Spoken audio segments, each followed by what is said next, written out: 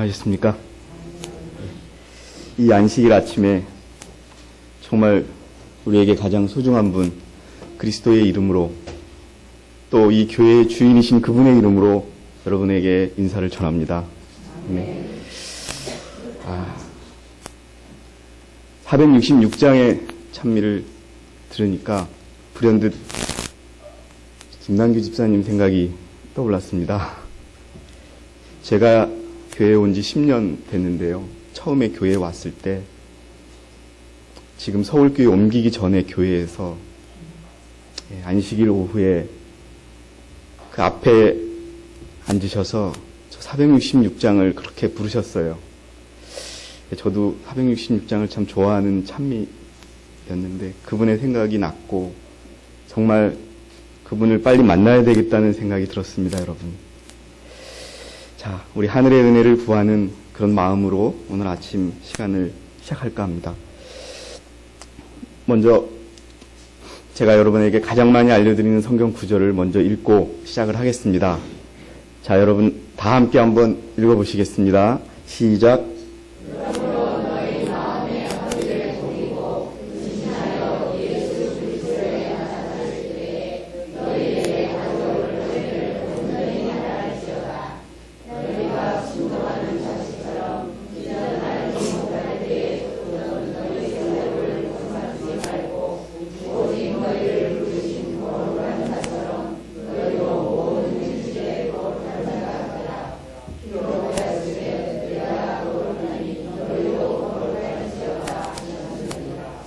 여러분, 우리 모두 마음의 허리를 동이는 그러한 저와 여러분이 되시기를 진심으로 바라겠습니다. 자, 오늘 제가 여러분께 전해드릴 말씀은 내가 다시는 너희와 함께 있지 아니하리라 라고 하는 말씀을 준비했습니다. 이 말씀을 시작하기 전에 여러분들 요새 하시는 일 잘 되십니까? 제가 재밌는 말씀부터 시작을 할까 합니다. 우리 서울교회 분들은 가만히 계시고요. 우리 조상종 형제님 하시는 일 잘 되십니까? 우리 하영건 집사님 잘 되십니까? 우리 신금자 자매님 잘 되십니까? 제가 잘 된다고 여러분께 여쭤봤는데요. 무슨 일이 잘 되고 안 되십니까? 여러분들 하시는 일, 여러분들의 직업을 제가 여쭤본 겁니다. 여러분들 하시는 일이 잘 되십니까? 안 되십니까? 여러분들의 직업이 무엇입니까?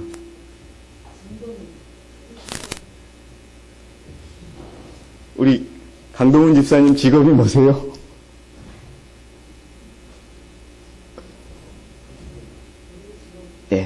제가 아무 의미 없는 질문을 드렸는데 우리의 직업은 신앙인입니다. 우리의 직업은 그리스도인입니다. 그것을 여러분께 한번 다시 말씀드리고 우리의 직업은 그리스도인이라는 직업인으로서 저는 직장은 서울에 있습니다만은 그 직장은 세컨드 잡입니다. 저희 퍼스트 잡은 신앙인입니다. 신앙인으로서 우리가 어떻게 장사를 잘하고 계신지 여쭤본 것입니다. 여러분께 다시 한번 여쭙겠습니다. 장사 잘하고 계십니까? 아멘입니다, 여러분. 자, 우리가 더 장사를 잘하기 위해서 한번 오늘 이 말씀을 가지고 우리가 과연 장사를 잘하고 있는지 손해가 되는지 남고 있는지 한번 여러분 체크해 보시면서 정말 그리스도인으로서 성공한 직업인이 되시기를 바라는 마음에서 준비해 봤습니다. 자, 여러분, 제가 지금 내가 다시는 너희와 함께 있지 아니하라는 말씀은 아이성의 실패에서 나옵니다. 아주 여러분께서 잘 아시는 성경의 내용이죠. 자, 이 아이성의 실패에서 저는 좀 다른 의미를 가지고 여러분께 좀 말씀을 드리고자 합니다. 자, 성경을 한번 보겠습니다. 오늘은 성경 찾지 마시고요. 기록만 하시고 다 준비를 해왔습니다. 여호수아 7장 3절에서 5절의 말씀을 보니까 여호수아에게로 돌아와서 그에게 이르되 백성을 다 올라가게 말고 이 3,000명만 올라가서 아이를 치게 하소서. 그들은 소순이 모든 백성을 그리로 보내어 수고롭게 마소서 하므로 백성 중 3,000명쯤 그리로 올라갔다가 아이사람 앞에서 도망하니 아이사람이 그들의 36인쯤을 죽이고 성문 앞에서부터 스바림까지 쫓아와서 내려가는 비탈에서 쳤으므로 백성의 마음이 녹아 물같이 된지라. 또 7장 11절 12절의 말씀은 이스라엘이 범죄하여 내가 그들에게 명한 나의 언약을 어기었나니 곧 그들이 바친 물건을 취하고 도적하여 사기하여 자기 기국 가운데 두었느니라. 그러므로 이스라엘 자손들이 자기 대적을 능히 당치 못하고 그 앞에서 돌아섰나니 이는 자기도 바친 것이 됨이라. 그 바친 것을 너희 중에 멸하지 아니하면 내가 다시는 너희와 함께 있지 아니하리라. 너는 일어나서 백성을 성결케 하여 이르기를 너희는 스스로 성결케 하여 내일을 기다리라. 이스라엘의 하나님 여호와의 말씀에 이스라엘아 너희 중에 바친 물건이 있나니 내가 그 바친 물건을 너희 중에서 제하기 전에는 너희의 대적을 당치 못하리라. 아침에 너희는 너희 지파대로 가까이 나아오라. 여호와께 뽑히는 지파는 그 족속대로 가까이 나올 것이요 여호와께 뽑히는 족속은 그 가족대로 가까이 나올 것이요 여호와께 뽑히는 가족은 각 남자대로 가까이 나올 것이며 바친 물건을 가진 자로 뽑힌 자를 불사르되 그와 그 모든 소유를 그리하라. 이는 여호와의 언약을 어기고 이스라엘 가운데 망령된 일을 행하였음이라 하셨다 하라. 자, 여러분 다 아시는 내용입니다. 아이성을 공격하기 이전에 이스라엘 백성은 어떤 성을 공격했습니까? 예, 여리고성을 공격했습니다. 근데 여리고성을 공격해서 그 성을 무너뜨렸습니까? 무너뜨리지 못했습니까?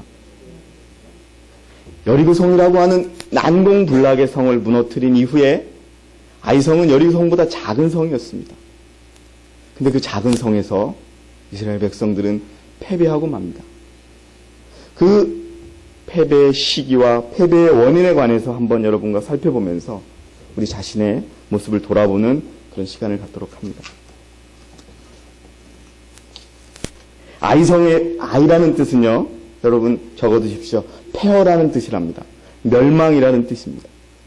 아이라는 뜻은. 자, 우선 여러분이 예언의 신을 보시면 다 아시겠지만 왜 아이성에서 패배했느냐를 갖다가 예언의 신은 가볍게 이야기하고 있습니다. 자만했다는 겁니다. 승리에 대한 자만. 자, 어느 분께서 한번 읽어주시겠습니까? 하나님께서 그들을 위하여 이기신 때 승리는 이스라엘 백성에게 장한집을 가지게 하였다. 하나님께서 가나안 땅을 그들에게 허락하셨으므로 그들은 안심하였고 하나님의 도우심만이 그들에게 성공을 줄 수 있다는 사실을 또 잃어버렸다. 여호수아까지도 하나님의 뜻을 묻지 않고 아이성을 정복할 계획을 세웠다. 예. 여러분, 여리고성을 공격할 때 이스라엘 그 백성들, 이스라엘 군대가 취한 전투 전략이 무엇이었습니까? 하나님의 말씀대로 여리고성을 돌다가 또 여리고성을 그냥 도는 게 아니었죠. 순서대로. 가장 먼저 이스라엘 백성 중에 누가 섰습니까? 무사들. 그리고 나팔을 부는 제사장들, 언약궤를 맨 제사장들이 서서 그냥 돌기만 하다가 7번째 날에 어떻게 7번 돌고서 어떻게 했습니까? 크게 외치니까 여리고성이 무너졌습니다. 그들은 정말 여리고성을 무너뜨릴 때 하나님께서 지시하신 방법대로 하나님의 도우심만이 여리고성을 무너뜨릴 수 있다는 믿음을 가지고서 그들은 여리고성을 공략했고 성공했습니다. 그런데 아이성에서 실패의 이유는 바로 이겁니다. 하나님의 도우심만이 그들에게 성공을 줄 수 있다는 사실을 또 잊어버렸다. 많이 잊어버렸죠, 이스라엘 백성들이. 그런데 다시 또 잊어버렸습니다.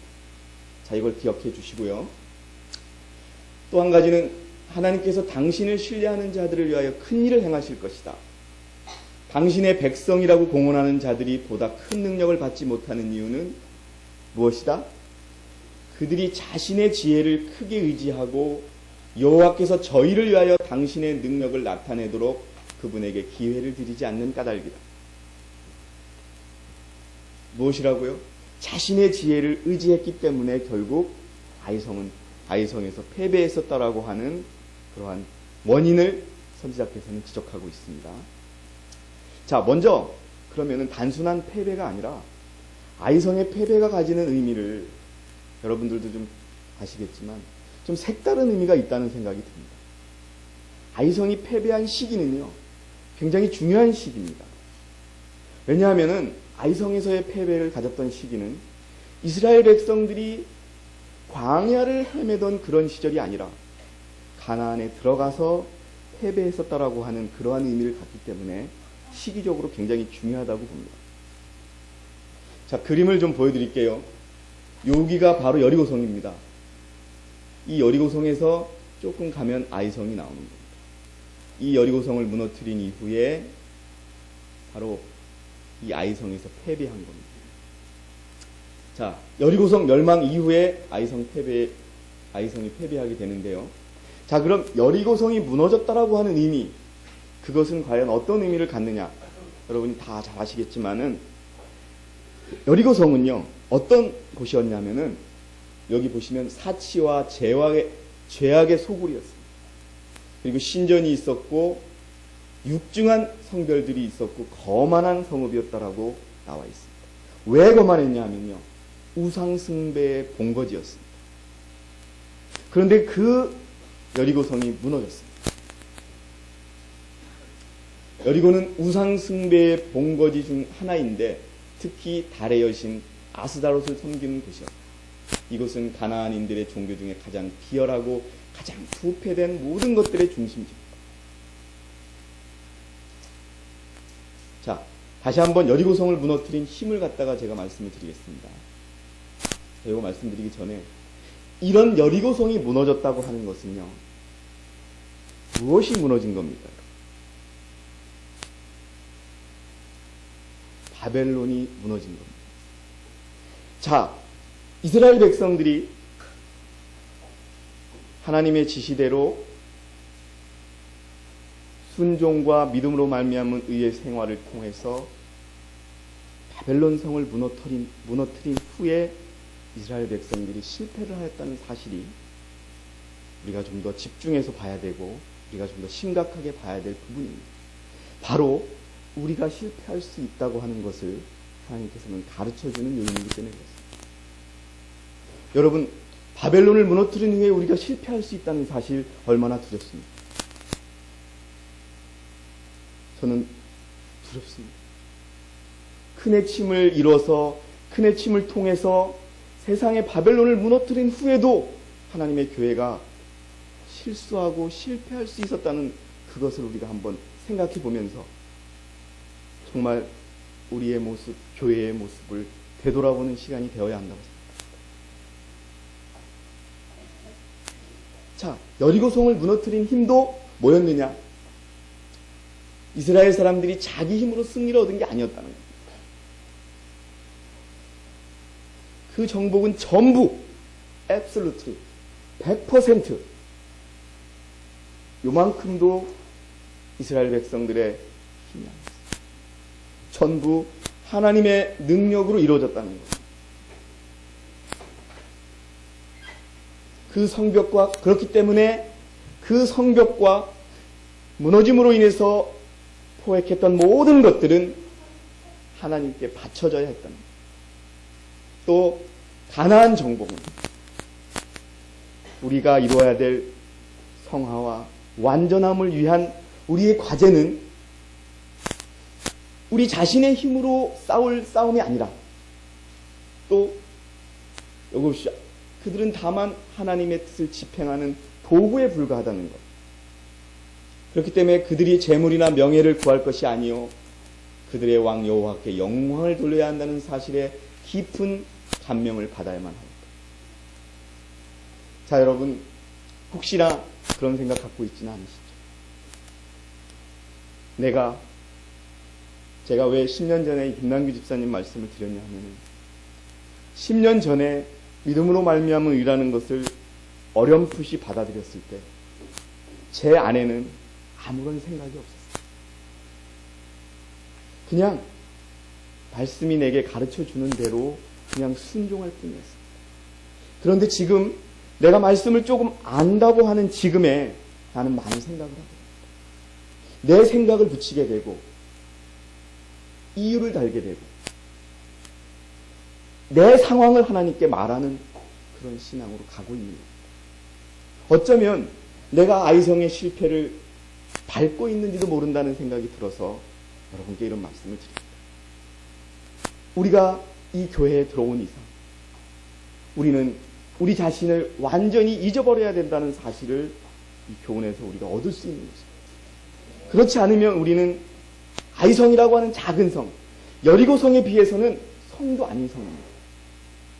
너무나 작은 성에서 우리는 질 수밖에 없다고 하는 것을 우리는 분명히 받아들여야 하는 것입니다. 냉정하게 우리를 평가하십니다. 진정한 승리하는 직업인은요, 프로페셔널리즘은 뭐냐 하면 자기에 대한 냉정한 평가에 시작을 한다는 것을 우리는 잊지 말아야 합니다. 여리고성은 큰 해침으로 멸망했습니다. 다 아시겠지만요. 이스라엘 대군은 6일 동안 여리고성을 돌았다. 7째 날 새벽에 여호수아는 여호와의 군대를 소집하여 그들에게 이르기를 이제 하나님께서 이 성읍을 그들에게 주셨으므로 여리고성을 7바퀴 돈 후에 나팔 소리가 크게 들리거든 큰 소리로 외치라고 지시했다. 외쳤습니다. 그래서 무너졌습니다. 여러분, 이 교회가 작지요? 어느 분은 우리 교회에 와서 교인들의 숫자를 얘기하지만 분명히 우리는 하나님께서 가르쳐 주신 대로 우리는 여리고성을 돌고 있습니다. 그리고 우리는 외치고 있습니다. 그리고 바벨론은 무너질 것입니다. 믿으십니까? 바벨론이 무너진 후에 우리도 아이성의 실패를 절대 밟아서는 안 되겠습니다. 여러분 보십시오. 무사들이 있습니다. 나팔을 불지어 언약궤를 냈습니다. 그러니까 바벨론이 무너지고 있습니다.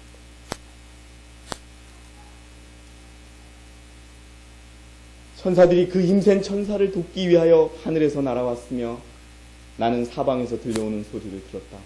내 백성아 거기서 나와 그의 죄에 참여하지 말고 그의 받을 재앙들을 받지 말라. 그 죄는 하늘에 사무쳤으며 하나님은 그 불의한 일을 기억하신지라. 이 기별은 밤중 소리가 1844년에 있었던 둘째 천사의 기별에 포함되었던 것처럼 셋째 천사의 기별에 추가되었다. 하나님의 영광이 오래 참고 기다리던 성도들 위해 임하였으며 그들은 바벨론의 멸망을 선포하고 하나님의 백성들에게 그 가운데서 나와 그 받을 재앙을 피하도록 초청하는 마지막 엄숙한 경고를 담대하게 외쳤다. 우리는 지금 외치고 있지 않습니까? 그 외침에 여러분들은 그곳에서 나와서 이곳으로 신앙의 본거지를 옮겼습니다. 자, 큰 외침으로 멸망하고 있다고 하는 사실을 꼭 기억하시고 우리가 성공을 해서 완전히 바벨론이 무너진 후에 한 아간의 죄로 인해서 하나님의 교회가 휘청거릴 수 있다고 하는 사실을 다시 한번 생각하겠습니다. 큰 외침이 시작됐다고 하는 것은 분명히 아시겠지만 여러분 새 천사의 기별 바로 1888년에 우리에게 보내졌던 믿음으로 말미암아 의의 기별이 무엇의 시작이라고요? 큰 외침의 시작이었다고 하는 것을 1888년에 시작된 큰 외침은 이제 점점점 뜨거워질 것이고 커질 것입니다. 자, 그래서 아이성의 실패는 다시 한번 정리드리지만 큰 외침 이후에 또는 큰 외침 과정에서 참 교회가 실패할 수 있는 교훈이라고 합니다. 특별히 저는 이 IMS에서 일어날 수 있는 실패라고 생각합니다. 그리고 놀라운 것은 여리고성에서 이스라엘 백성들이 성공을 거둔 것은요, 40년 전에 천추의 한이 맺혔던 가데스의 실패를 만회하였던 것입니다. 그런데 정말 천추의 한이 맺혔던 가데스의 반역을 그들이 극복하고 여리고성을 무너뜨린 이후에 다시 그들이 무너졌어요.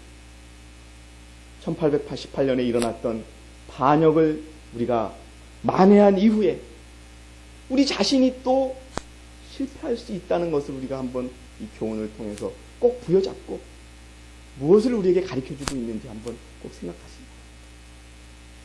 자, 아간의 죄를 먼저 보겠습니다. 아간이 무엇을 훔쳤습니까? 무엇을 감췄습니까? 요겁니다. 시날산의 아름다운 외투. 그가 신할산의 아름다운 외투라고 하고 있어요. 아름다운 외투. 그리고 은 200세겔, 50세겔 중에 금덩이 하나. 이게 금 한 세겔이라고 따진다면요, 돈은 한 2년 6개월치 정도의 임금밖에 되지 않습니다. 일당으로 따져서 2년 6개월치의 돈과 외투 한 번. 근데 저는 이 돈보다는 신할산의 아름다운 외투가 갖는 의미가 대단히 크다고 합니다. 자, 우리가 믿음으로 말미암아 일하는 것은 우리의 옷을 입는 것입니까? 그리스도의 옷을 입는 것입니까? 그분이 피로 마련하신, 그분이 눈물과 수고로 마련하신 그 옷을 우리가 입는 것입니다. 큰 외침을 하는 백성들에게는 그분의 아름다운 옷이 있는데, 아가는 신할산의 아름다운 옷 때문에 그 옷을 버리고 그 신할산의 외투를 입으려고 그 옷을 선택했다는 사실을 한번 생각해 보시죠. 여러분들, 신할산이라고 하는 건요, 바벨론 최고급 외투를 의미합니다. 이 신할산의 외투는요, 우리의 의요, 이기심이요, 욕심을 의미합니다. 그런데 일기별 366페이지를 보니까 어떤 사람이든지 자신이 알고 있는 죄를 여전히 행하며 알고 있는 의무를 등한시하면서 그리스도의 의에 두루마기로 자신의 영혼을 가릴 수 없다라고 하는 말씀이 있고요. 그리스도의 의를 옷 입히심으로 우리들을 의롭게 하신 하나님께서는 우리들을 의롭다고 선언하셨으며 의인들처럼 취급하신다라는 말씀이 있습니다. 다 아는 말씀이죠. 여러분, 우리들에게 옷을 입혀주셨습니다. 죄인인 우리에게 의의 옷을 입혀주셨습니다. 그런데 아가는 그 옷을 포기하고 신할산의 외투를 택했다는 것은요, 1888년에 기별을 들은 백성들의 마음속에서 믿음으로 말미암는 의의 정신이 아니라 나의 생각과 행위로 말미암는 정신에 의해서 그리스도의 외투를 저버리고 다른 외투를 입는 것을 의미한다는 것을 여러분 기억하십니다. 작은 우리들의 방심, 작은 경계심의 늦춤이 우리가 외투를 바꿀 수 있다고 하는 것을 기억하시기 바랍니다. 저는 우리 집에 꼬마 범준이가 유치원을 다니는데, 이 안식일 교회에서 만든 유치원이 아니고 일반 유치원입니다. 음식이 뭐 아무 음식이나 다 나옵니다. 그래서 엄마와 제가 가르쳐줬습니다. 선생님에게 꼭 물어보라고. 그러니까 얘가 학교에서, 그 유치원에서 하는 일이 뭐냐 하면, 음식이 몇 가지가 있으면 자기가 모르는 음식은 무조건 선생님 이거 채식이에요. 선생님 이거 채식이에요. 이거 물어보는 겁니다. 제가 제 아들의 이야기를 해서 죄송하지만 물어보라고 가르쳤거든요. 물어보는 겁니다. 우리가 이 마지막 교회에 있어서 생애하고 믿음하시면서 하나님께 기도로 물어보고 성경에게 물어보고 말씀으로 물어보는 생애를 하고 있는지 한번 여러분 스스로를 체크하시기 바랍니다. 선생님이 귀찮아요. 얘 귀찮답니다. 그러니까 아예 알아서 챙겨주는 거예요. 알아서.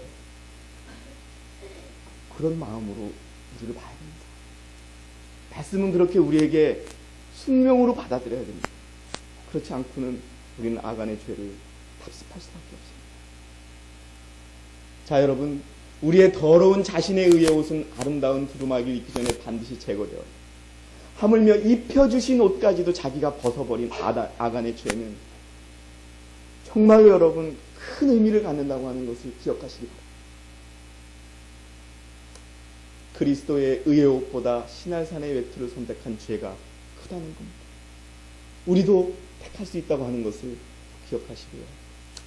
이사야서 61장 10절에 보니까 이런 노래를 해야 됩니다. 내가 여호와로 인하여 크게 기뻐하는데 내 영혼이 나의 하나님으로 인하여 즐거워하는데 그가 구원의 옷으로 내게 입히시며 의의 겉옷으로 내게 더하심이 신랑이 사모를 쓰며 신부가 자기 보물로 단장 안 갖게 하셨습니다.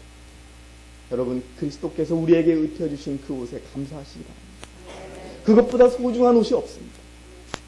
그것으로 인해서 우리가 구원을 받고 영생을 얻는 것입니다. 100%. 0.0001%도 우리의 공로는 없다는 것을 꼭 기억하시기 바랍니다. 내가 이 교회에 먼저 왔기 때문에, 내가 이 교회 지도자이기 때문에 택도 없는 말씀, 내가 봉사를 많이 하기 때문에, 그러면 아간의 죄는 그거였는데 이스라엘의 죄는 무엇이었는가? 교회의 죄는 무엇이었는가? 아간의 이야기는 한 사람의 죄 때문에 하나님이 불쾌히 여기심이 그 죄를 찾아내어 벌하실 때까지 온 백성, 온 나라에 머물 것이라는 엄숙한 교훈을 가르치고 있다. 왜 여러분들의 모습이 반갑고 여러분들의 모습을 보면 즐겁냐 하면 같은 직업을 갖고 있어요. 그런데 우리는 개인 플레이를 하는 직업이 아닙니다. 우리는 쉽게 말해서 축구 게임을 하는 겁니다. 축구는 한 사람이 잘한다고 해서 이기는 게 아닙니다. 뭐로 이기는 겁니까? 예? 축구는 누가 이기는 겁니까? 우리 김기현 집사님, 축구는 누가 이깁니까? 골을 많이 넣는 사람이 이깁니다. 아무리 호날두 같은 선수 11명 갖다 놓는다 하더라도 골을 못 넣으면 지는 겁니다. 그렇죠? 그 골이 뭘까요? 아무리 개인적으로 의롭고 의롭다 한들 한 사람에게라도 죄가 있다면 실패한 겁니다. 그렇기 때문에 10년 전에 우리가 말씀을 소중히 여기는 마음보다 10년이 지난 지금 말씀을 소중히 여기는 마음이 더 커져야 한다는 것을 저는 의미합니다. 그런데 저는 그렇지 않습니다. 우리 모두가 더 한 발짝 한 발짝 더 나가야 되는데 우리 스스로 말씀을 너무 안이하게 여기는 경향이 있다고 하는 것을 말씀드립니다. 치명적 문둥병에 감염된 한 사람은 수천 명의 사람에게 그 부정을 옮겨놓을 수도 있다. 만약에 책임 있는 지휘를 맡은 백성의 지도자들이 충실하게 죄를 찾아나야 책망하지 아니하면 그들은 자기들 직책에 거짓되게 행하는 것이다. 직이나 인기에 손상이 있거나 있지나 않을까 하여 죄를 죄라고 감히 말하지 못하는 사람들이 많이 있다. 어떤 사람들은 죄를 책망하는 것은 무자비한 짓이라고 생각합니다. 아, 교회가 이게 잘못됐습니다라고 얘기하면 사랑하십시오라고 하는 말로 덮는 그러한 사람들이 있어요. 그게 아니라는 겁니다. 우리는 그것 때문에 형제의 죄 때문에 그를 정죄할 수 없지만 그거는 죄라고 분명히 지적한 다음에 같은 마음으로 죄를 극복하기 위하여 기도하고 믿음으로 승리해야 되는 길을 밟아야 한다는 것입니다. 형제의 죄를 덮지 마십시오. 하나님의 종은 그 자신의 정신과 하나님께서 요구되는 책망의 정신을 뒤섞여서는 결코 안 되겠지만 그는 하나님의 말씀을 두려움이나 편애의 정신이 없이 제시해야 될 엄숙한 의미가 있다.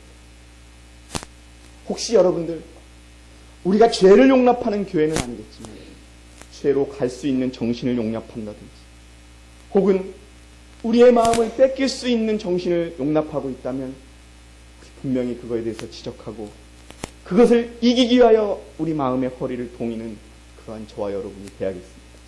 그렇지 않으면 우리는 다 이뤄놓고 가장 불쌍한 사람이 뭐겠습니까? 그의 춤을 외치고서 실패한 사람이 가장 불쌍합니다. 차라리 그네 춤을 하는 동안 얼마나 힘들었습니까?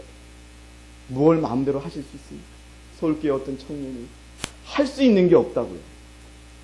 운동을 심하게 하면 마음의 풍성 때문에 운동도 하지 말라. 승부가 게임도 하지 말라. 할 수 있는 게 뭐가 있느냐라고 얘기하곤 하지. 사실 그렇지 않습니다. 이렇게 다 포기한다고 했는데 실패한다면 얼마나 억울하겠어요. 그는 죄를 죄라고 정당한 이름으로 불러야 합니다. 우리의 모교회에 일어났던 죄를 버리는 일 때문에 이 교회에 왔습니다. 그 교회가 죄를 짓고 있다고 외치는 마당에 혹시라도 이 교회에 죄가 싹튼다면 죄라고 지적해야 합니다. 눈을 부릅뜨고 지적해야 합니다. 사사로운 감정은 버려져야 합니다. 그들의 부주의한 무관심으로 하나님의 백성이라고 많은 사람들에 의해서 하나님의 이름에 욕이 되게 하는 사람들은 범죄자로 헤아림을 받을 것이요 하늘의 기록책에는 악행에 가답한 사람으로 기록될 것이다. 하나님의 사랑은 결코 죄를 축소하지 않는다. 그 사랑은 고백하지 않는 죄를 결코 덮어주거나 용서하지 않는 것이다. 아간은 하나님의 율법이 그 입법자와 같이 변함이 없다는 것을 너무 늦게서야 알게 됩니다. 이것은 우리의 모든 행동과 사성과 감정과 관계를 갖고 있다. 여러분에게 질문을 드리겠습니다. 세상의 법은 생각을 처벌합니까? 처벌하지 않습니까? 세상의 법은 행위가 있어야 되는 것입니다. 행위를 따지고 나서 그 다음에 고의와 과실을 따집니다. 여러분, 우리의 표준은 생각입니다. 마음입니다. 마음으로 내가 지금 죄짓고 있다면, 내가 지금 마음으로 어떤 형제를 미워한다면 우리는 죄인이라고 하는 것을 결코 잊지 마시기 바랍니다. 혹시 내가 대충 겉으로는 사람들을 속일 수 있을지 모르지만 내 마음에 있는 진실된 마음은 하나님을 속일 수 없다는 것을 결코 잊지 마시기 바랍니다. 그것이 우리의 표준이 되어야 되는 것입니다.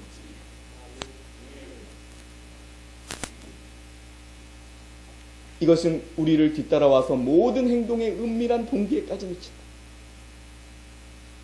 죄에 빠짐으로 인간은 하나님의 율법을 가볍게 여길 것이다. 죄를 자기 주위 사람들에게 숨기고 스스로 그의 심중에 이르기를 하나님은 죄악에 주목하리만큼 언한 분이 아니라고 생각하는 사람들이 많이 있다. 여러분들이시여, 우리가 이 직장의 직원으로 뽑힌 이유는 죄를 미워하는 정신이 있기 때문에 뽑힌 것이라고 생각하십니다. 그 정신이 사라진다면 우리는 해고당합니다. 직장의 주인이 가장 소중한 것을 하지 못하는 직원을 어떻게 둘 수 있겠습니까? 그러나 여러분, 그것이 정죄가 되어서는 아닌다고 하는 것을 분명히 말씀드립니다. 우리 교회에서 죄에 대한 경계와 또 죄에 대한 혐오감이 없어진다면 우리 교회는 안고 없는 찐빵이 됩니다.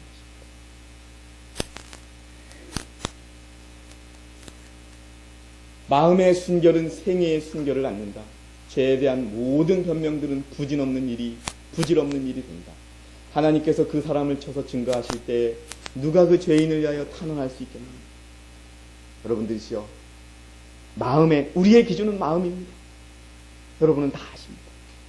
내가 어떤 죄는 아니겠지. 내가 어떤 자신 없는 부분이 있다는 것을 여러분은 알고 계십니다. 지금 웃고 계신 분이 계신데 인정하시는 거로 생각하겠습니다. 그 죄를 우리가 없애야 됩니다. 우리가 가진 게 뭐 있습니까? 돈 많으십니까? 세상에 지위 있으십니까? 우리는 순결한 마음, 그리스도께서 우리에게 주신 순결한 마음, 그것이 우리의 재산입니다. 그것을 유지하시기 바랍니다. 자, 여러분, 교회 안에 죄에 대한 인식과 그거에 대한 지적의 그 부족과 함께 우리 스스로 죄의 고백을 거절했기 때문에, 양심의 죄의 고백을 거절했기 때문에 아간과 교회가 죄에 빠졌다고 하는 말씀을 드리고 싶습니다. 고백하십시오. 그리스도인이라고 공언하는 많은 사람들의 죄의 고백이 아간의 고백과 매우 흡사하다. 일반적으로 그들은 자신의 무가치함을 인정하지만 양심에 있는 죄와 하나님의 백성들 위해 하나님의 진노를 불러오게 한 그 죄를 고백하기는 어떡한다? 거절하고 있다. 이기심과 과욕의 죄, 하나님과 이웃에게 부정직한 죄, 가족들 간의 죄, 혹시 마땅히 공중 앞에서 고백해야 할 많은 죄들을 숨기고 있는 사람들이 많습니다. 혹시 여러분 이런 죄가 있다면 고백하시기 바랍니다. 고백하지 않는다면 예언의 신은 아간의 길을 밟을 것이요, 그것 때문에 교회가 위기에 처할 것이라고 하는 것을 가르쳐주고 있습니다. 여러분, 순수한 죄가 비열하다고 여러분 생각하십니까? 비열이 뭡니까? 너무나 멉니다. 솔직히 이 아침에 하나님 앞에, 여러분 앞에서 저의 마음속에는 죄가 비열하다고 느끼는 마음이 없습니다.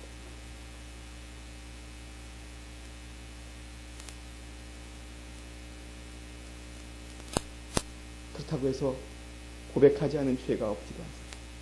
여러분, 분명하게 이 죄를 감추지 맙시다. 정말로 내가 공중 앞에서 회개할 수 없다면 골방에 들어가서 회개하시기 바랍니다. 분명하게 회개하십니다. 그거 없이는 우리는 위선자입니다. 작은 것까지도. 우리가 1888년의 기별, 그 기별의 핵심이 무엇인지 아십니까? 우리가 마음으로까지 그리스도를 의지하여 죄를 짓지 않는 그 믿음으로 살으라고 하는 것. 그리스도의 말씀과 그리스도의 능력으로 그 생애를 살 수 있다는 것. 그것이 바로 1888년의 기별. 다른 것이 아닙니다.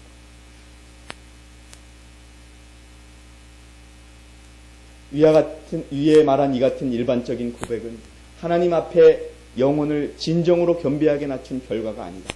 이러한 고백들은 죄인으로 하여금 전과 같이 자기 찬양의 정신을 계속 갖게 하여 결국 그의 양심은 무뎌지고 한때 그를 일깨웠다. 경고들은 그로 하여금 위험을 느끼지 못하게 하며 그의 죄의 길은 옳게 보여진다. 그의 죄가 드러날 때에는 모든 것이 너무 늦다. 모든 사실들이 입증되고 난 다음에 그 사실들을 인정하는 것과 하나님과 우리들 자신만이 알고 있는 죄들을 고백하는 그 사이에는 커다란 차이가 있다. 여러분, 굳이 설명을 드리지 않아도 무슨 말씀 드리는지 아시겠죠? 여러분, 이 아침에 우리는 지금 여리고성을 돌고 있는 백성들입니다. 우리가 어떤 마음으로 여리고성을 돌아야 하는 것인지 우리 자신을 진정으로 돌아보기 바랍니다. 이 교회에 앉아있는 것만으로 충분하지 않습니다. 제가 몇 년 전에 큰 국제 세미나에 갔었습니다. 어떤 굉장히 중요한 일, 쉽게 말씀드려서 요새 사회 이슈가 되고 있는 상생, 서로 사는 것, 약자와 강자, 서로 사는 것, 그래서 기업의 입장에서 원청자와 하청자가 같이 사는 것, 그 방법을 연구하는 유명한 학자들이 왔을 때 일본 사람 학자가 하버드대에서 20년간 교수를 하다가 동경대학에 온 그 교수가 이런 말을 했습니다. 여러분, 눈을 감기 바랍니다. 해놓고서 저도 그걸 보고서 여러분께 가끔 눈을 감으라는 말씀을 드리는데, 눈을 감고 하청자를 사랑하느냐 사랑하지 않느냐 손을 들어보라고 했고, 하청자를 사랑하지 않으면 여러분들은 망합니다 라고 하는 말을 했습니다. 그러면서 내 말을 속으로 저 바보 같은 놈, 어떻게 하청을 사랑해서 내가 돈을 벌 수 있을까라고 생각하는 원청자는 5년 이내에 망할 거라는 얘기를 했었습니다. 여러분, 비록 저 스스로도 완전하지 않은 사람이지만 제가 여러분들에게 말씀을 드리는 이 순간 하나님의 말씀으로 받아들이고 마음의 죄를 고백하시기 바랍니다. 분명 드러나게 돼 있습니다. 결국 5년이 지난 지금 이 세상에 상생이 화두가 되어버렸고 상생을 법으로 도와주는 그런 시기가 되었습니다. 의심의 여지 없이 모든 사람이 아간의 경우를 알고 있습니다. 여러분, 아간의 죄를 다 알고 있다는 겁니다. 그런데 이거는 모든 세대의 사람들을 위하여, 그것은 신령한 역사에 기록되었는데 특별히 말세를 만난 사람들을 위해서 기록되었다. 저는 모든 사람들을 위해서 기록되었지만 바로 우리를 위하여, 저를 위하여 기록한 말씀이라고 하는 것을 잊지 마시기 바랍니다. 시간이 없으니까요.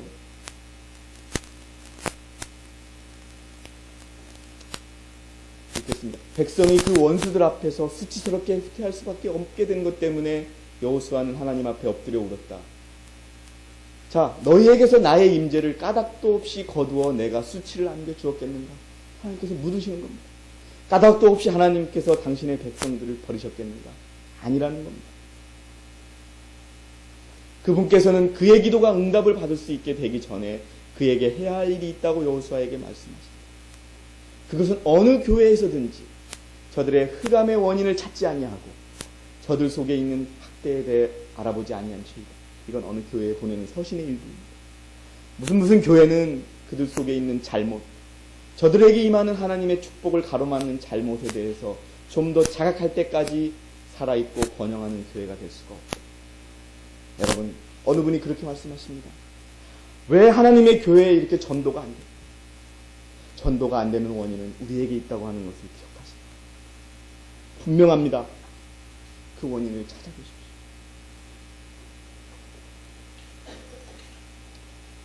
또 한 가지는 표준을 높이지 않습니다. 10년 전에 이렇게 아름다운 교회가 아니라 저 창고 교회에 왔을 때 정말이지 제가 보는 이 하나님의 백성들의 표준은 너무나 높았습니다. 말과 행동과 말씀에 대한 간절함, 진리에 대한 간절함. 물론 볼 수밖에 없겠지만 저는 가슴 아픕니다. 우리가 이 집회에 대한 집착과 집회에 대한 소중함조차도 떨어지고 있습니다. 너무나 많은 분들이 지금 보이지 않습니다. 집회는 꼭 와야 된다고 단에서 외쳐졌고 광고도 나갔고 그럽니다. 말씀 하나하나에 너무나 집착하고 그것으로 인하여 아멘하고 감사하고 행복해하고 그것으로 인하여 우리를 변화시키고자 애쓰고 기도하고 간절했던 우리의 정신들이 조금은 나태해진 것 같아서 정말 안타깝습니다. 우리는 여리고성을 돌면 돌수록 우리의 표준이 높아져야 합니다. 우리 자신을 돌아보시고 죄로 영혼을 더럽히기보다는 차라리 궁핍과 비난, 친구들과 분리와 어떤 종류의 고난이라도 택하라. 불명예나 하나님의 율법을 범하기보다는 죽음을 택하겠다는 것이 우리의 표입니다. 개혁자라고 공언하면서 가장 엄숙하고 순결하게 하는 하나님의 말씀의 진리를 간직하고 있노라고 공언하는 한 백성 누굽니까? 우리밖에 없습니다. 여러분. 안식일 교회는 자기들이 진리를 믿고 있다고 생각하지만 그것이 이런 절박함과 간절함으로 믿는 사람들은 많지 않습니다. 그건 솔직한 사실. 삼육대학교 앞을 지나갈 때마다 삼육대학교 큰 건물들을 몇 개 합한 것보다 더 큰 건물이 지금 세워지고 있습니다. 저는 정말 저들이 정말 하나님의 축복을 받은 교회였는가 생각합니다. 우리밖에 없다는 것 기억하십니다. 그들에게는 표준을 현실의 것보다 더욱 높여야 된다는 과제가 있는 것입니다. 어제보다는 오늘, 오늘보다는 내일, 내일보다는 모레, 올해보다는 내일. 그런데 여러분, 냉정하게 평가해보면 그런 생각을 하고 있습니다. 교인이 좀 늘었을지는 모릅니다. 그러나 진리에 대한 소중함, 진리를 소중히 여기는 마음, 우리 더 가져야 합니다. 그렇게 되지 않는다면 우리도 큰 위기에 처할 수 있습니다. 제가 집에 화분을 하나 키우는데요. 백화등이라는 화분, 아주 귀한 거라서 재작년에는 베란다에서 키웠습니다. 베란다가 추워서 안에 키웠습니다. 꽃이 맺지 않지더라고요. 그래서 지난 겨울에는 얼어 죽지 않게만 해놓고서 바깥에다 내놓고서 베란다에 내놓고서 이제 봄이 왔습니다.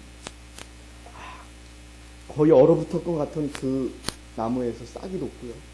놀라운 것은 꽃이 피는 위치가 새로운 가지 위에 꽃이 피고 거기에 열매가 맺히더랍니다.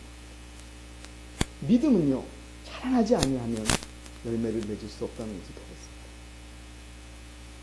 어떻습니까, 여러분? 돌아보시고 천천히 자신을 돌아봅니다. 너무 바쁘다는 핑계로, 어쩔 수 없다는 핑계로, 아무것도 모르는 범준이가 하는 그 정도의 경계와 그 정도의 주의도 하지 못하면서 살아가고 있는지 저 자신을 돌아봅니다. 표준을 높여야 합니다.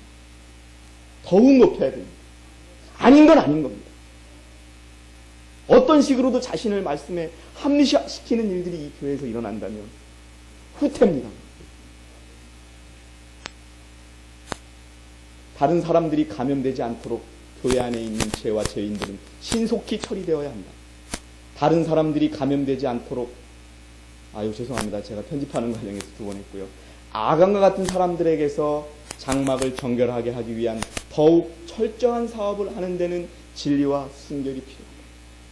책임 있는 이치의 사람들은 어떤 형제에게 있는 죄를 용납해서는 안 된다. 그가 죄를 버리든지 교회에서 떠나든지 해야 된다는 사실을 그에게 알려줘. 여러분, 이거는 정죄하라는 뜻이 아닙니다. 죄는 우리하고 관계가 없다 라고 하는 것을 분명하게 알아야 되고, 우리가 이 교회를 이루는 그 정신이 바로 죄에 대한 혐오, 그것을 싹든다고 하는 그 정신이 우리가 하나로 되어야 된다는 것을 말씀하고 있습니다. 또 한 가지는 죄에 대한 제지와 책망이 없었기 때문에, 여호수아가 이스라엘 백성들을 이끌 때 죄에 대한 책망과 제지가 없었기 때문에 그들이 실패할 수 없었다라고 나옵니다. 아가는 그 마음속에 탐욕과 기만을 품었으므로 결국 죄에 대한 지각이 둔해져서 유혹에 넘어가고 말았다. 알고 있는 죄에 몰두한 자들은 다음번에는 더 쉽게 정복당할 것이다. 아가는 탐욕의 죄에 대하여 거듭 경고를 들었다. 하나님의 율법은 자세하고 분명하게 도둑질과 모든 기만을 금하였지만, 그러나 그는 계속해서 죄를 품고 있었다. 그는 제지되거나 공공연하게 책망을 받지 않았으므로 더욱더 담담해졌다. 교회는 파수꾼이요 도피성입니다. 무엇에 대한 도피성이냐? 죄인이 도망하는 도피성이지만 의를 지키고 율법을 지키는 그런 큰 성인 것입니다. 그 성 안에서는 죄에 대한 제지와 책망은 분명하게 일어나야 하는 것입니다. 자, 여러분 보십시오. 시날산의 외투 한 벌과 하잘것없는 금은 보화를 위하여 아가는 자신을 악에게 팔기로 하나님의 저주를 그의 영혼 위에 내리도록 가나안에서 얻을 부유한 재산에 대한 권리를 상실하기로 동의하였다. 여러분, 동의하시겠습니까? 절대 할 수 없습니다. 내가 오늘 수모를 당하고 수치를 당하라 하되 하나님께서 우리에게 주신 정신, 1888년 그 기별의 정신은 우리가 포기되어서는 안 됩니다. 그리고 그는 장래의 모든 가능성과 세상이 새롭게 될 때에 얻을 불멸의 유업도 다 잃어버렸다. 부정하게 취한 이득을 위해서 그가 지불한 값은 참으로 엄청난 것이 아닙니다. 사랑하는 여러분들이시여, 오늘 하나님은 우리를 주목하고 계십니다. 어디를 주목하고 계시냐면 우리의 마음을 주목하고 계십니다. 우리의 마음 속에 혹시 죄를 열어놓고 있다면 받으시고, 또 미처 고백하지 못하는 죄가 있다면 분명히 고백하는 저 여러분이 되어서 정말 주가 입혀주신 그 옷 지키시기 바랍니다. 하찮은 외투 한 벌 때문에 자신이 멸망을 당하고 교회가 위험에 처하는 그런 일이 일어나지 않기를 간절히 바라봅니다. 여러분, 의의 외투에 감사하는 우리가 되어야 합니다. 하나입니다. 결국 우리 교회가 외쳐야 되고, 수많은 진리와 수많은 설교가 있지만 핵심은 그리스도의 의에 감사하며 그의 의로 생활하자는 것이 바로 기별입니다. 6,000년 동안 하나님께서는 이거를 외친 겁니다.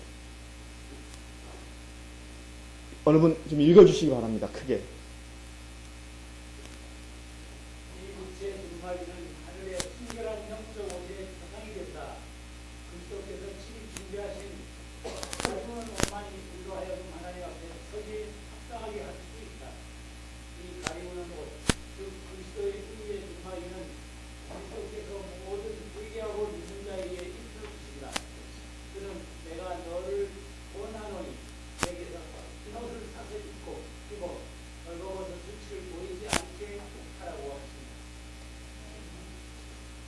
계속 읽어주시죠.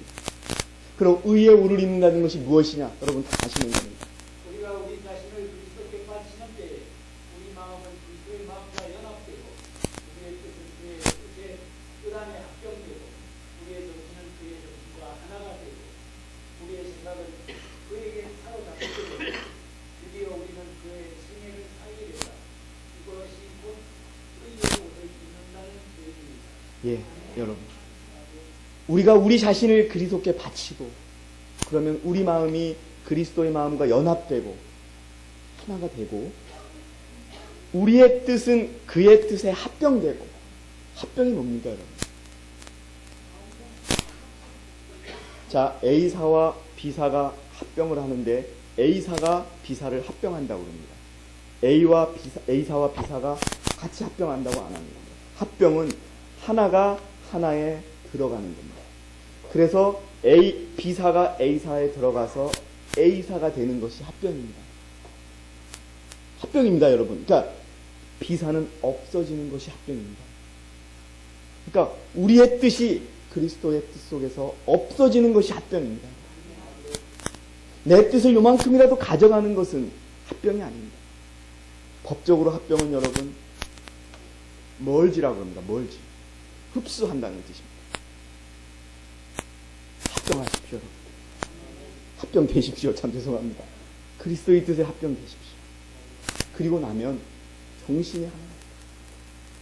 여러분들이시여, 내가 불쑥 나온 말 한마디가 그리스도의 정신과 맞지 않는다면 다시 고개를 숙이고 기도하십시오.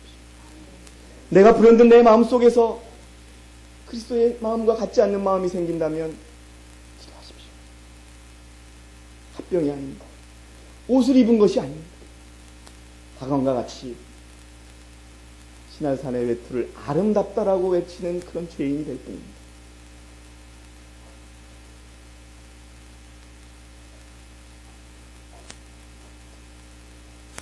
아간의 최후는 어떻게 되었습니까? 그들이 그것을 장막 가운데서 취하여 아간이 감춰놓았던 것들, 그것을 취하여 여호수아와 이스라엘 모든 자손에게 가져오매 그들이 그것을 여호와 앞에 놓으니라. 여호수아가 이스라엘 모든 사람으로 더불어 세라의 아들 아간을 잡고 그 은과 외투와 금덩이와 그 아들들과 딸들과 소들과 나귀들과 양들과 장막과 무릇 골짜기에 속한 모든 것을 이끌고 아골 골짜기에 가서 여호수아가 가로되 내가 어찌하여 우리를 괴롭게 하였느냐. 여호와께서 오늘날 너를 괴롭게 하시리라 하니 온 이스라엘이 그를 돌로 치고 그것들도 돌로 치고 불사르고 그 위에 돌무더기를 크게 쌓았더니 오늘날까지 있더라. 여호와께서 그 극렬한 분노를 그치시니 그러므로 그곳 이름을 오늘날까지 아골 골짜기라 부르더라. 여러분들이시여, 우리 마음속에 아간이 갖고 있던 마음이 있다면 돌로 쳐 죽이시리라. 하나님께서는 아간과 같은 마음, 죄를 등한시하는 마음, 표지를 낮추는 마음, 말을 함부로 하는 정신, 생각을 마음대로 하는 정신이 있다면 결코 너희와 함께 하지 않겠다라고 하는 말씀을 주셨던 것입니다. 내가 다시는 너희와 함께 있지 않는 그런 경고를 받지 않기 바랍니다. 돌로 쳐 죽이십시오. 정말 돌로 쳐 죽여서 내 기억 속에서 지워지지 않도록 돌무더기를 만들어 놓으십시오. 다시는 살아나지 않도록 돌무덤을 만들었습니다. 여러분, 우리가 정말 우리가 보기에는 연약하지만 그리스도께서 하신 대로 무사와 나팔을 부는 제사장 언약궤를 내고 그 순서대로 같은 마음 한 마음으로 여리고성을 들면서 바벨론을 멸망시키고 그리스도의 재림을 촉진하는 진정한 그리스도인, 우리가 가지고 있는 진정한 직업인으로서 하나님께 인정받는 그러한 사람이 되기를 원하면서 이 아침 제가 준비한 모든 말씀을 마치고자 합니다.